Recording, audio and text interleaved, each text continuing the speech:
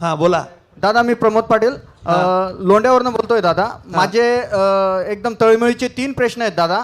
मला आशा आहे की त्याचे समाधानकारक उत्तर मला मिळेल. प्रश्न क्रमांक पहिला, पिप्पईवाडी ते राजमाने फीडर क्षमता इलेक्ट्रॉनिक वाढवली पाहिजे. शेतकऱ्यांचं खूप मोठ्या प्रमाणात नुकसान होतं आहे. लाईट नावाला आहे पण मोटर चालू करताच लाईट जाते आणि पिकाला पाणी पोचत नाही, पीक जळलं जातं दादा. आणि पाटसारी जे परिसर आहे तिथं डीपी वाढवण्यात यावी. प्रश्न क्रमांक दुसरा दादा, मागील 2 वर्षापूर्वी मातोश्री पांदन रस्ते तालुक्यात 553 रस्ते मंजूर झाले होते. त्याची आजूपर्यंत दखल घेतलेली गेलेली नाही दादा. अक्षरशः 553 रस्त्यांमध्ये मी स्वतः शेतकरी प्रमोद पाटील, माझाही शेतरस्ता आहे. आपण त्या शेतरस्त्यालाही मोठा कार्यक्रम घेतला होता पण त्या क्षेत्राचं काम अजूनही चालू झालेलं नाही दादा. प्रश्न क्रमांक तिसरा दादा, व्यसनाधीन प्रमाण खूप वाढलेलं आहे. ग्रामीण भागात व्यसनाधीन खूप तरुण झालेले आहे. उद्या उठून मंगेश दादा सारखे युवा नेतृत्व यायला या तरुणांना वाव मिळणार नाही आणि या व्यसनाधीनला तरुण बळी पडत आहे. तरी दादा आपण जो मागे जळगाव बैठकीत एक मोठी ऍक्शन घेतली होती. काय केलं पाहिजे? तुमच्याकडे बार चाललेत का? हा दादा.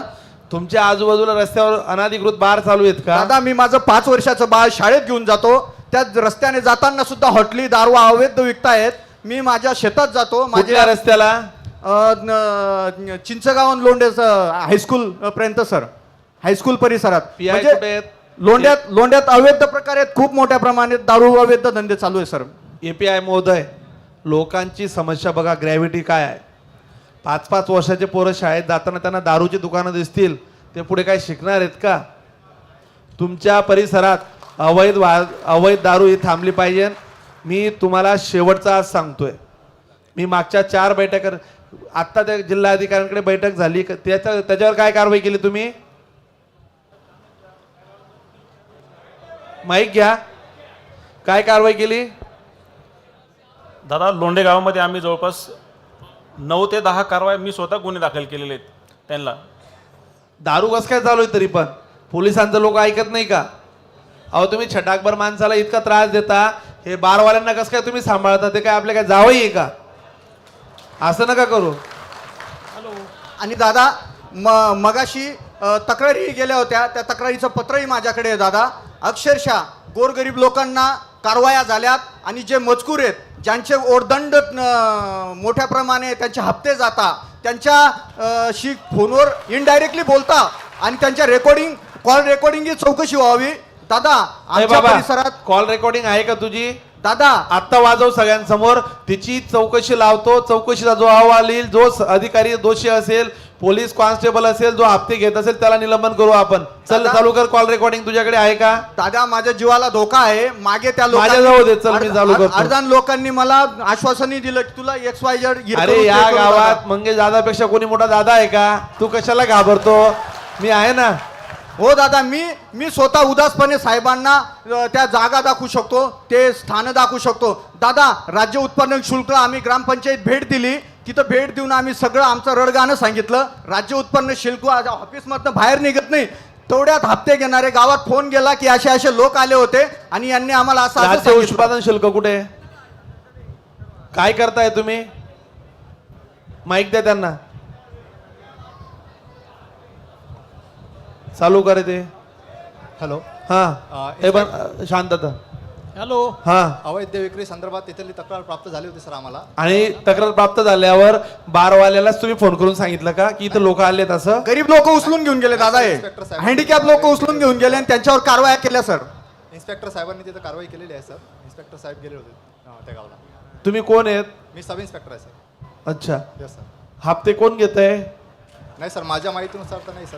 तुम्ही नाही घेत का? नाही सर, बिलकुल. बघा, दारू हा इतका गंभीर विषय आहे. मागील कार्यकाळामध्ये मी 10 ते 15 तरुण पोरांच्या अंत्यविधीला गेलो. या दारूमुळे अनेक संसार उद्ध्वस्त होत आहे. मी तुम्हाला हा प्रश्न अनेकदा सांगितला. राज्य उत्पादन शुल्काचा आता ऑफिस इथं चालू झालेलं आहे.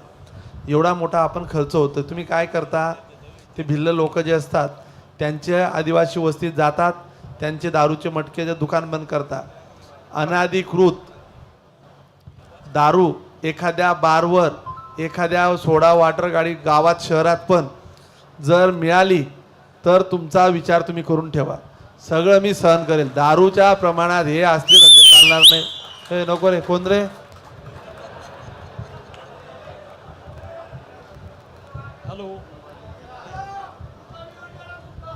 हॅलो. अवैध जे विषय असतील, दारू असेल, गुटखा असेल, गांजा असेल, मागे शहर पोलीस स्टेशनने एक संकल्पना आणली होती की व्यसनमुक्ती चाळीसगाव. तुम्ही पण त्याच्यावर निवेदन द्या. तुम्हाला मिहोनबारी API, तुम्हाला ही शेवटची विनंती. नाही तर तुमचा बदली अर्ज द्या, तुम्ही तुमची बदली करून घ्या. तुम्ही काही सांगितलेलं ऐकत नाही. मी तुम्हाला 10 वेळेस सांगितलं की हे सगळं बंद करा. शहर पोलीस स्टेशनसाठी माननीय आमदार साहेबांनी मागे संकल्पना सांगितली होती की व्यसनमुक्तीसाठी आपण काहीतरी करूया. व्यसनमुक्ती किंवा नशाबंदी करून फायदा नाही, कारण अवैध आणि वैध असे दोन्ही प्रकार आपल्याकडे चालू असतात. वैधसाठी आपण टायमिंग बंधन घालून दिलेलं आहे की 12 वाजेच्या आत सगळे बार्स बंद व्हायला पाहिजे, त्या दृष्टीने आपलं पथक फिरत असतं. अवैधसाठी मागे नगरपालिकेने पूर्ण सहकार्य आम्हाला केलं आणि जे दारूबंदीचे गुत्ते चालू होते ते मुळासकट उखडण्यासाठी आपण बुलडोझरचाच वापर केला होता.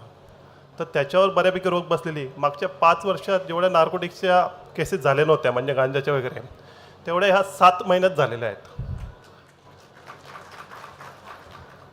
समस्या आहेत.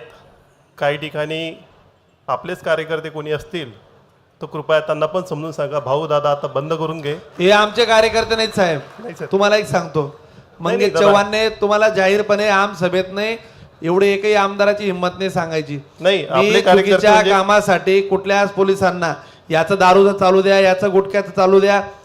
जे आता आव्हाड साहेब आहेत, तुम्हाला कधी माझा फोन आलाय का याला मदत करा अशी? कधीच नाही. मी कधीच असा फोन करत नाही. एक आपले तुम्ही- बरं का साहेब? नाही सर, आपले कार्यकर्ते म्हणजे आपले भाऊ दादा कोणी असतील त्यांना हा, समजून ठीक आहे. टाका. जे असतील ते ते त्यांना फक्त सांगा की आता गणपती उत्सव काळात तर आम्ही स्ट्रिक्टली गणपतीच मोहीम नाही हो, राबवली आहे. कायमचं बंद करा ना. गणपती पुरतच कशाला करता? कायमचं बंद करा ते. साहेब साहेब अवैध- या मुद्द्यावर राजकारण होता कामा नाही. पिढ्या घडतील, मुलं हो. बाळ आज उद्या साहेब, उठून हे बघा. तरुणांना सैन्य असो, आपले राजकीय क्षेत्र असो, कुठल्याही क्षेत्रात हे तरुण आपला देश सांभाळतील. आणि ते तरुण जर व्यसनाधीन लागले तर त्यांच्या 3 पिढ्या बर्बाद होता, स्वतःची, पत्नीची आणि मुलांची. मी स्वतः व्यसनाधीन परिवारातला आहे दादा. मला ज्या झळा माहिती आहे त्या कुणालाही माहिती नाही दादा. मी रक्षाबंधनाच्या दिवशी आपल्याला फोन केला, माझे स्वतः वडील येऊन दारू पिऊन आईला मारताय आणि आपण उत्तर दिलं की API साहेबांना फोन करा. 50 फोन केले पण एक फोन API साहेबांनी उचलले नाही दादा. मला मोठी खंत आहे आणि आज आम सभेमधनं आमदारकडनं मला बोलायला संधी मिळाली, एवढं मी आभार मानतो दादा. आणि माझे 2 शब्द आम संपवतो. सभेच्या माध्यमातून आज एक ठराव करा. मिहोनबारे ग्रामीण पोलीस स्टेशनला वारंवार सूचना देऊन त्यांच्या कामात सुधारणा होत नाही, म्हणून त्यांना एक तर बदली किंवा निलंबनाचा प्रस्ताव वरिष्ठांमार्फत तात्काळ पाठवावा. मी यांचा निलंबनाचा प्रस्तावच पाठवतो. त्यांना मी सांगितलं, ऐकत नाही. तो इथं आता परत परत बोलतोय.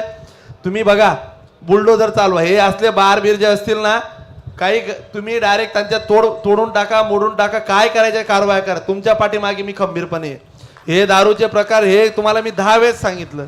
लोक इथपर्यंत येऊन API तुम्हाला मी किती वेळेस बोललो हा विषय, नाही होते कारवाया. तो तुमच्या समोर सांगतोय ना, मागे पुढे थोडी कोणी बोलतंय. चुकीचं हे असं. कोणाचे त्याचे काही इंटरनल वाद असतील, तो काय त्याच्या तोंडाने सांगेल का माझा बाप दारू पितो असं? तो त्याची इज्जत विकेल का?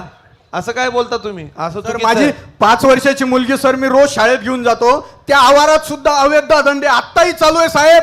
जर हिंमत असेल तर मी आत्ता तुम्हाला दारू सापडून देतो दादा. ठीक आहे.